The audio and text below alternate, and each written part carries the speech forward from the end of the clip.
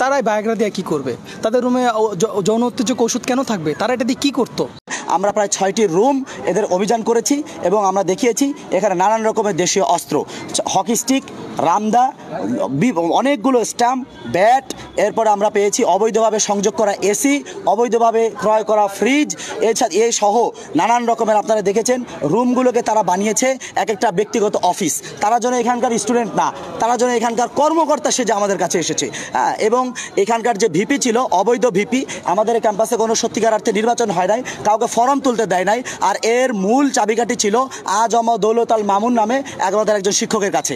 আর এই ভিপি, অবৈধ যে ভিপি ছিল, তার স্টুডেন্টশিপ বাতিল হয়ে গিয়েছে।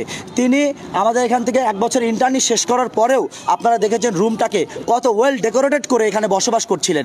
আমরা আজকে এগুলোকে আপনারা দেখেছেন উদ্ধার করেছি।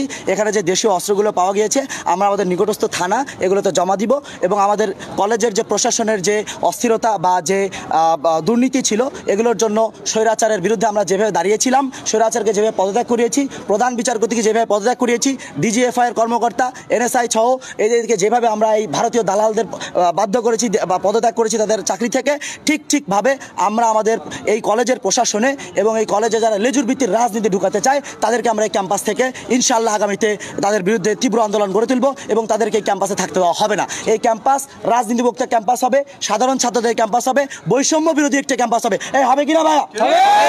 এই বলে আমি আমার কথা শেষ করছি। আপনাদের জন্য কোনো প্রশ্ন থাকে? আমি জাতির কাছে এটা প্রশ্ন করতে চাই, তারাই বায়োগ্রা দিয়ে কী করবে? তাদের রুমে যৌন উত্তেজক ওষুধ কেন থাকবে? তারা এটা দিয়ে কী করতো? এখানে থাকবে কেন? অবৈধ কিছু করতো হয়তো বা। আমি জাতির কাছে প্রশ্ন, আপনি বিবাহিত না, আপনার কাছে বা এইগুলো কেন থাকবে? নিশ্চিত সে অবৈধ কোনো কাজ করতো। আমরা গাঁজা পেয়েছি, আপনারা দেখেছেন, স্টিক পেয়েছি, তারা এগুলো খেত।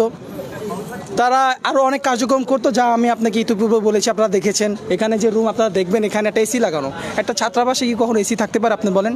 আপনি ঢাকা বিশ্ববিদ্যালয়ে যান, ওখানে তো দেখি নাই যে একটা ছাত্রাবাসে 4 জনের সিট দখল করে সে একা একটা মনে করেন যে একটা ইখানা বানিয়ে সে বসবাস করতেছে। এটা কোন ধরনের কথা? আমাদের প্রশাসন কি করছে? তারা এতদিন কেন এই কথা বলেনি? তাদের চোখের সামনে তো এগুলো হয়েছে।